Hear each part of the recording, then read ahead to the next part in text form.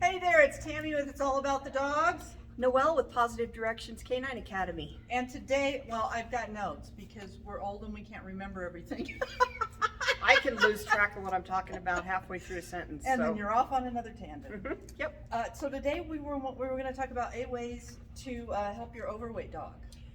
Yeah, obesity is a big problem. It is. And I see it in a lot of class dogs that walk through. And, you know, it always boggles my mind how it happens.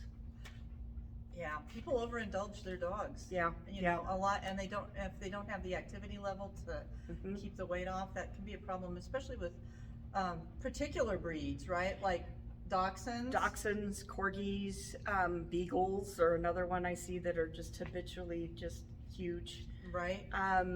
The last week I've seen a couple of golden retrievers that were just humongous. And labs. Labradors. We've seen labs that have been overweight too. So and there's ways to keep your dog healthy. So the first thing that I wanted to ask you was, how do you know what your dog's healthy weight is? You know, your dog's going to show you what their healthy weight is by just looking at them. Like this one. Yeah. So there's a quick and easy trick that I don't know if most people know about, but if you make a fist, the back of your hand is plump and doesn't usually have like a lot of, it's more plump than the rest of your hand. Let me just put it that way. Right. So if you're touching your dog and you don't feel any kind of ribs at all, your dog's body weight is too much. If you feel along here and you can feel divots in between each rib, your dog's too thin. And right along here, your dog's perfect. So you can feel each rib, but there's fat around them.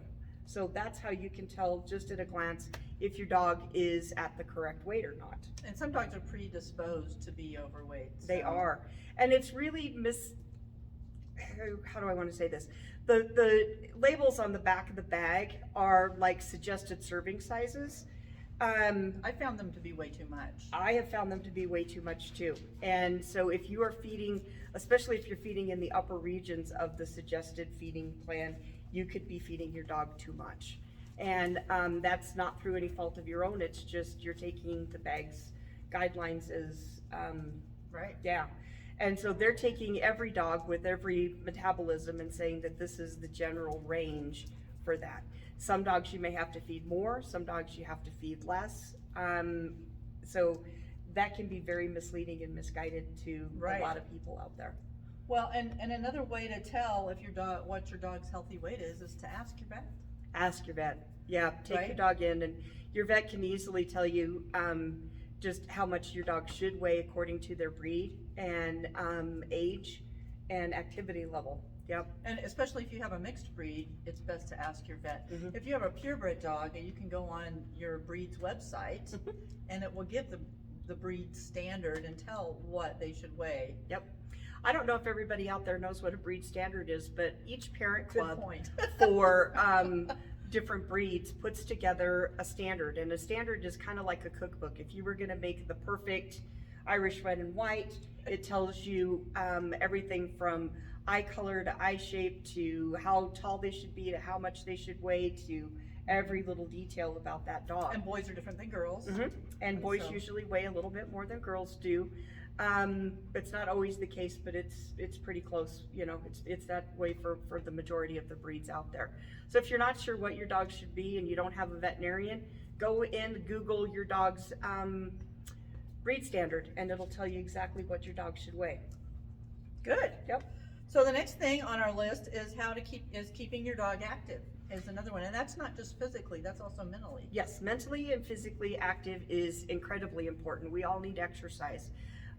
Whether that's a walk around the block a couple times a day, or it's throwing the ball in the backyard, or it's coming up with maybe you want to teach your dog a new trick, or anything like that. Anytime you are out there and you're physically working and active with your dog, it pays off dividends in the long run. Well, and if you have multiple dogs, a lot of times they play together. Mhm. So my border collie Lucy, which you've seen in some of the videos that we've had, she was overweight. She got a little lazy a couple of years ago over the winter, but after Zella came along, I did adjust her diet, which we're going to talk about in a minute. Mhm. But after Zella came along, she did lose it, and she's kept it off because they play together an awful lot. Yeah, and that's so important. So important. Another thing that can affect your dog's weight is if they've been recently spayed or neutered. Oh yeah. So that sure. actually will mess with your dog's metabolism, making it so that they require less calories in order to stay at the weight that they were comfortable with when they had their hormones. And typically more exercise at that point too. Yep. So that's a good point. Yep. The distinguishing between being hungry and begging. My dogs I have to place them strategically around the room when I eat, because otherwise they're all right here in front of me and they all want my sandwich, or whatever. Yep. So they all get to go in their spot and they have to lay there until I'm done, because I know they're not hungry, because usually they have just eaten their dinner before I fix mine.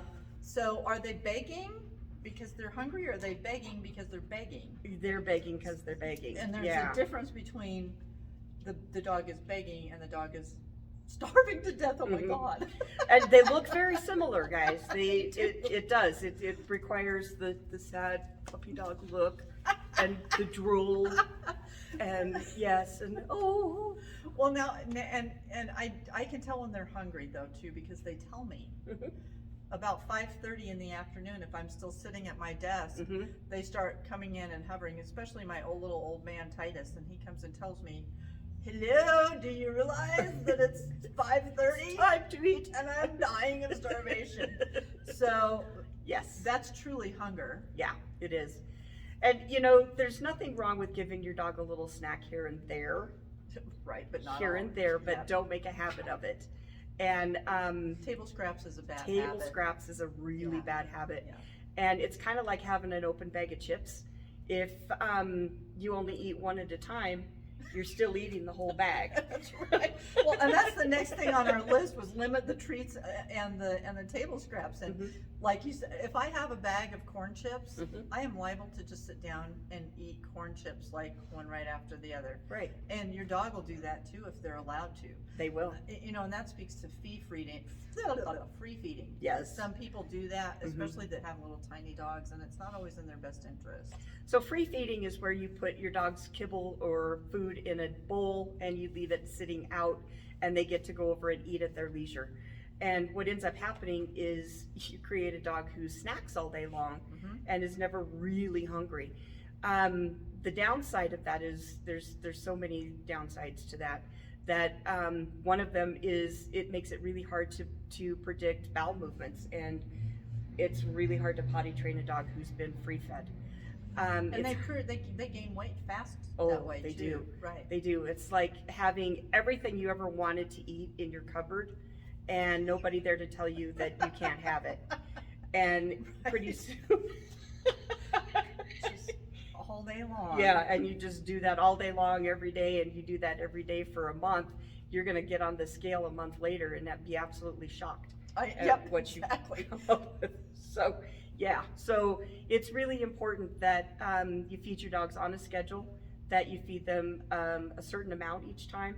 And each time I feed my dogs, I look down over the top of them, and if I'm starting to lose my waist a little bit, then I know I need to back off. Well, and we wrote this down too. Have a clear idea of what your dog should eat and how much, because like we said earlier, the dog food bag is not necessarily the best guideline. Right. And even us humans, from meal to meal, sometimes we're ravenous and we eat everything on our plate, and sometimes we're just not that hungry and we'll eat a little bit, but we don't eat everything. And weather can play a factor in that. If it's really hot, you may not be as hungry. When it's really cold, you may be more hungry. Right. I have one that when it's hotter weather like it is today, he doesn't like to eat breakfast very much. It's like, I'll poke at it. And so I put it away because I don't free feed. And if I left it out, the other three would devour it, you know? So I put his food away, and maybe about noon, he might feel like he wants to eat. But I don't leave it out Right. for him. Right. So, and also, I feed my dog. There's been a topic on several of the pages that I'm on. If you're in one of the English setter sites, you probably have seen discussions about how much to feed your dog and how little to feed your dog, and do they eat, 3 cups a day. My dogs eat about between 2.5 and 3 cups a day, the big ones, the setters, including that one. Yeah. And my corgis eat half a cup a day. But it says on the bag to feed them 4 cups a day. There's no way. I'd have a bunch of fat setters. Yes, you would. Yes, you would. And my corgis, it says that they're supposed to eat a cup a day. If I fed them a cup a day, they would be absolutely round as could possibly be. Bellies would drag around. Well, and so when you did put them on a diet, like for Lucy, I started cutting her food down and putting green beans in her food. Perfect. Canned green beans. I just buy some cans of green beans and maybe cut her food down, I think by about a 1/4 cup or thereabouts, and then just put some green beans in her food. And she lost some weight really fast. Yeah, they do. The green beans are great. It kind of helps add as a filler. It's nutritious for the dog. It's not going to hurt anything. Some other alternatives that you can do are air popped popcorn. Oh yeah. Yeah, rice cakes. Take Pumpkin? a rice cake and put it in there. A spoonful or 2 of pumpkin. It's got a lot of fiber in it, and so that's going to help your dog feel full. Well, and Lucy, she was the vet said she was probably between 3 and 5 pounds overweight. On a dog that's only 38, that should be 38 pounds. 3 pounds is a lot. It's a lot of weight. It is. So she was weighing, I think she weighed in at 42 pounds, and that was way too much for her. Yep. So the green beans, for a while did the trick. When I started weaning her off the green beans, I added some of her food back, but not as much. Right. So she still eats less than what she did before we started that. Right. And I've got something to say about diet food, because there's a lot of diet foods out there, weight loss formulas and all that kind of stuff. Prepackaged dog foods. Prepackaged weight loss food. Yeah. That's kind of like eating Jenny Craig every day. Yeah. And forever and forever and ever and ever. And I know I wouldn't want to eat that every day. So feed them their regular food, just feed a little bit less of it. Customize it a little bit. Customize it a little bit, add some fruits and some vegetables in there, and that'll help take up some of the empty spaces. Well, and along those same lines, you don't want to go cold turkey and just, take your dogs, say they're eating a cup a day, and just take it down to a half a cup. Oh my God. Because then that's going to be like starving them to death. Yeah, then they really will be hungry. If you want to do that and take it down to half a cup, maybe mix some pumpkin and some green beans together, put it on top of that, so they still feel full. Yes. Otherwise, you're going to have a sad dog. Right.